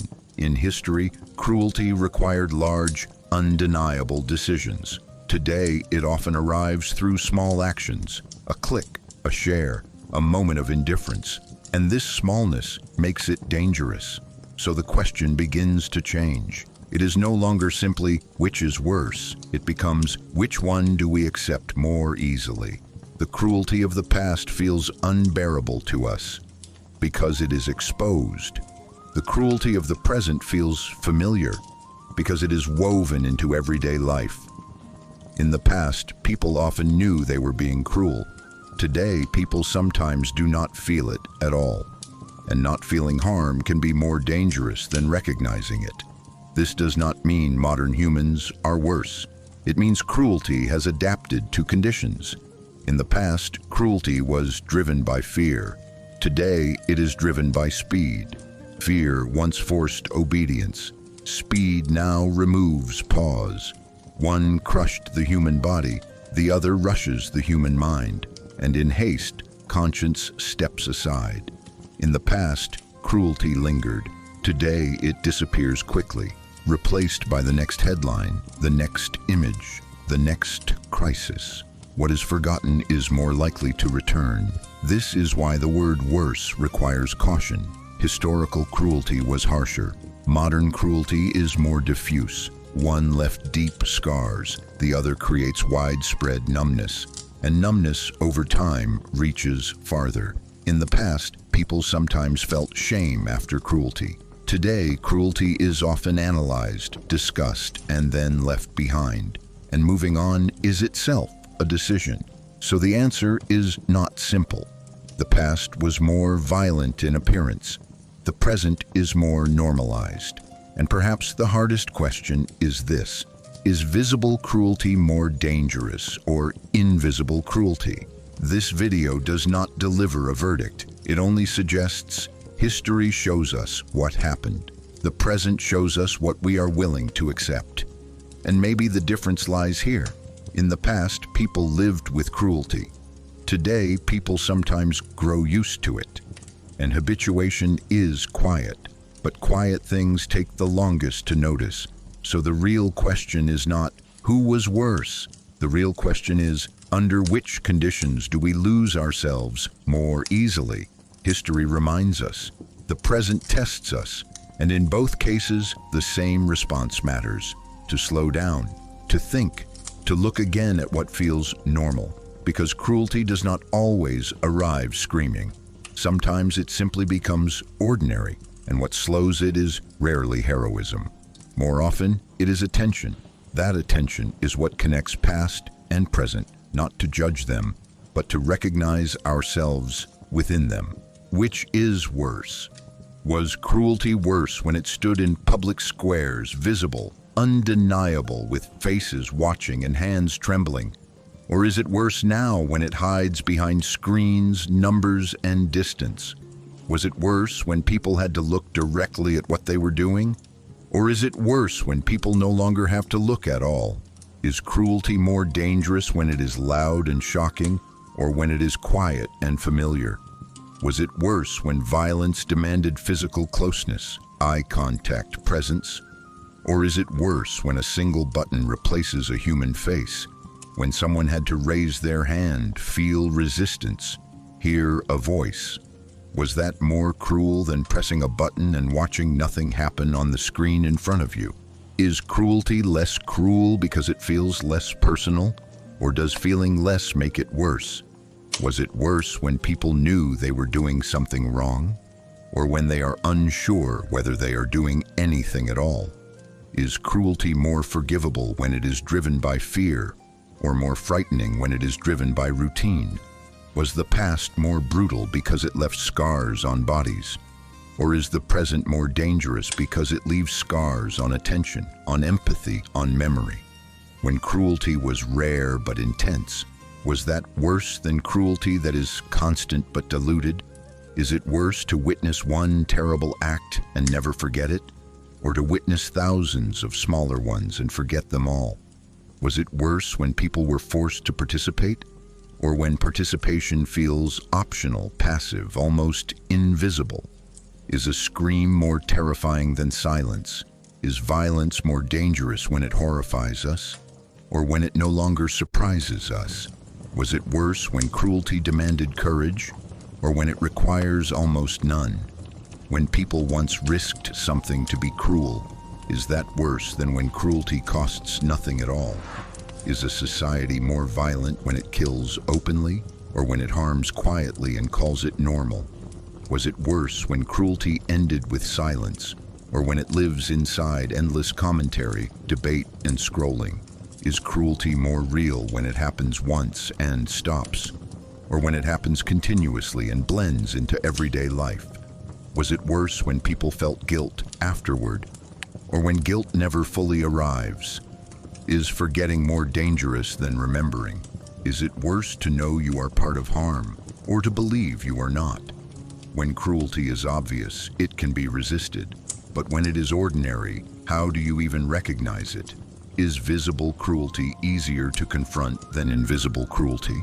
Which one asks more of us? The past, which demands judgment, or the present, which demands attention? Was cruelty worse when people lived with it, or is it worse when people grow used to it? And finally, when you look at history and then look at now, which makes you more uneasy?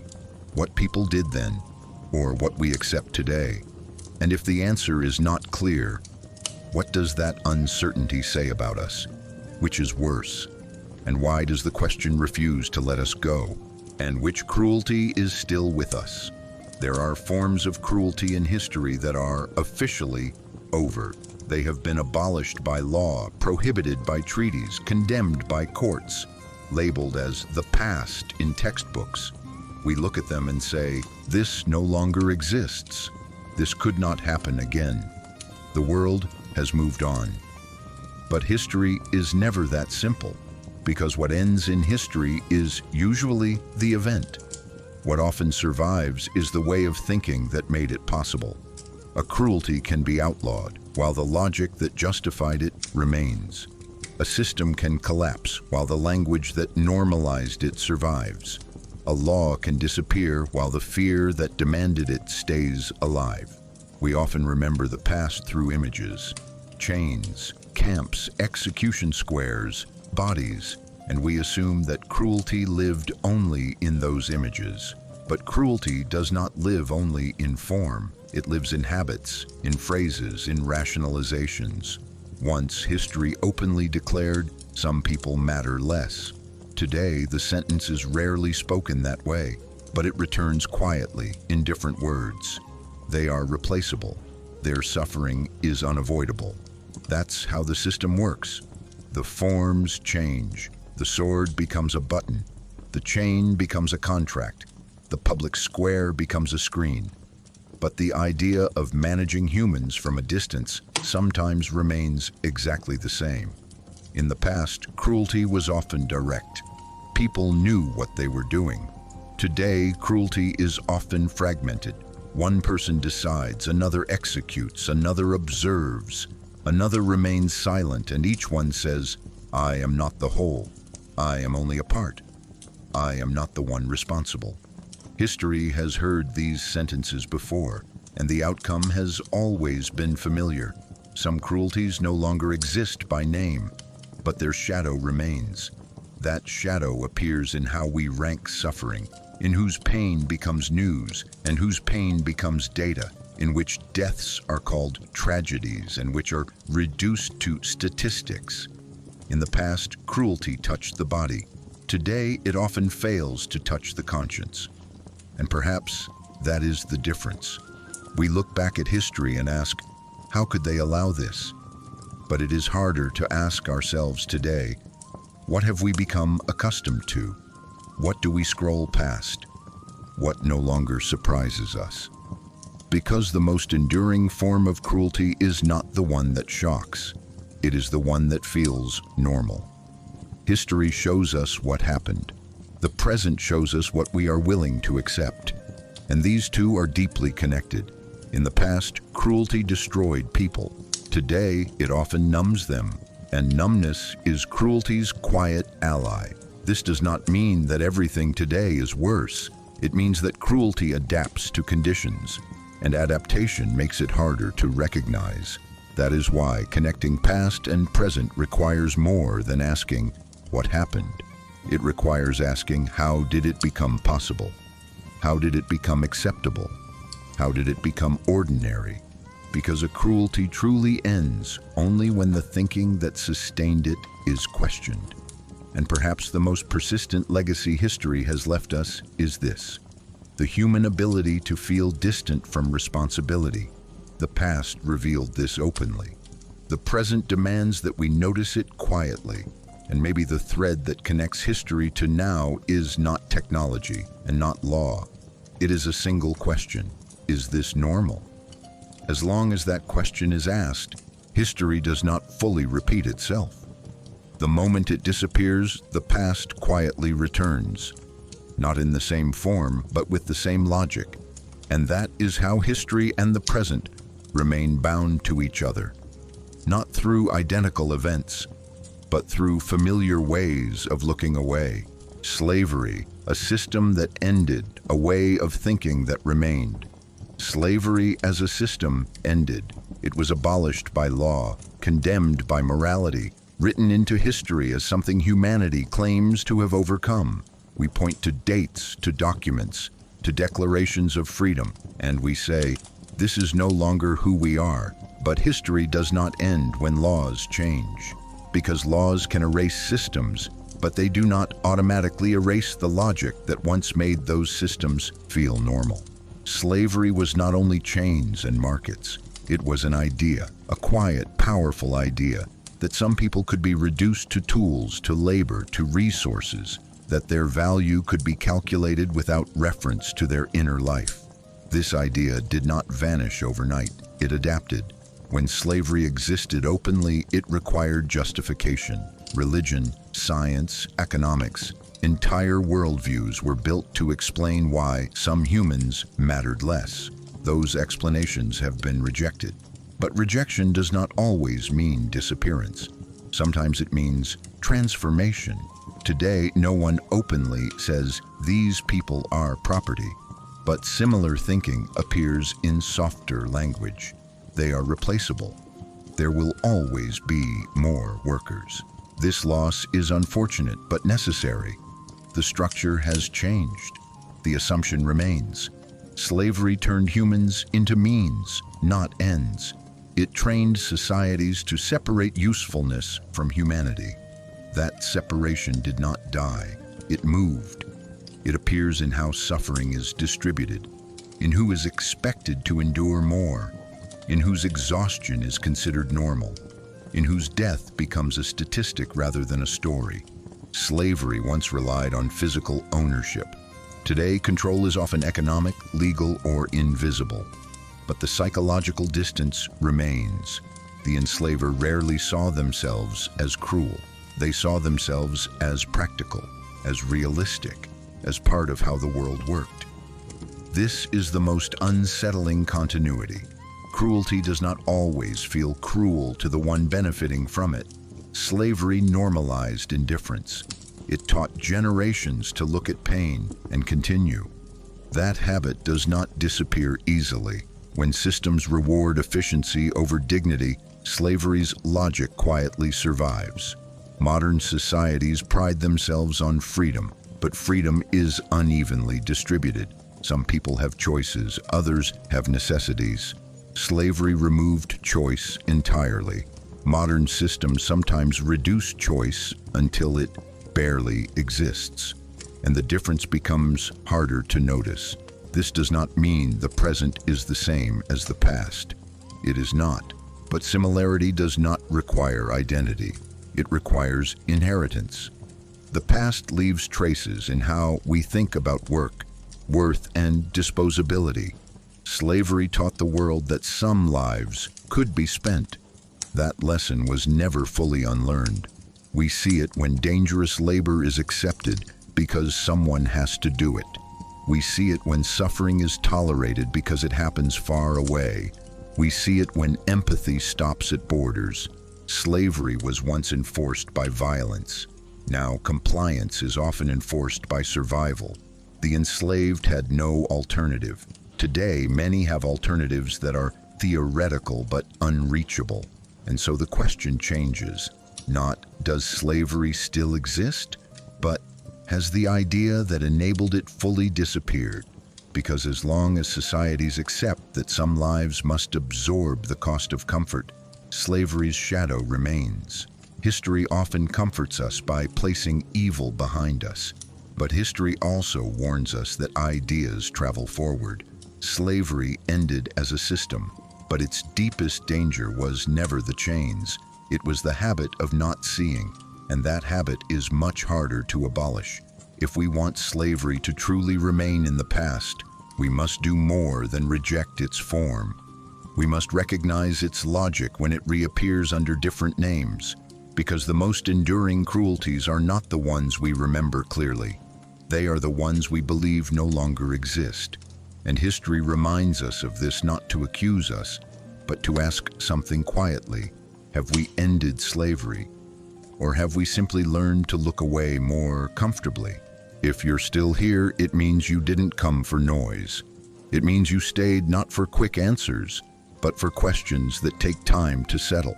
It means you don't look at history only to decide who was right or wrong, but to understand how things became possible. That is what this channel exists for. Not to judge humanity, not to defend it, but to understand it. History is often loud, full of wars, destruction, and shouting. But on this channel, we listen beneath the noise, because the most important truths are rarely found in the moments when everyone is screaming. If this video didn't make you angry but made you pause, if you're leaving not with a verdict but with a quieter question, then you are exactly where you should be. Here, we don't rush to conclusions. We don't look for easy villains. We look at people, their fear, their weakness, their capacity to adapt, and their capacity to change. If you want to keep exploring history this way, not as a list of events, but as a mirror, you're welcome to subscribe, not as a habit, not as an obligation, but as a choice to continue this kind of thinking. In future videos, we'll return to difficult topics with the same approach. Slowly, carefully, without shouting.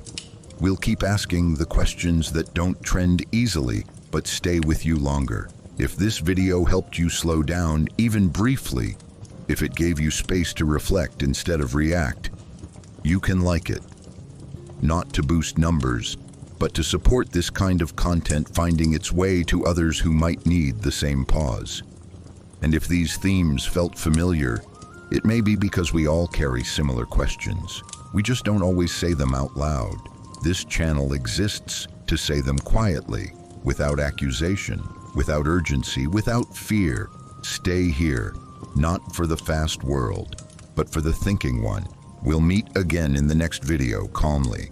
History isn't over. We're just learning how to listen to it more carefully.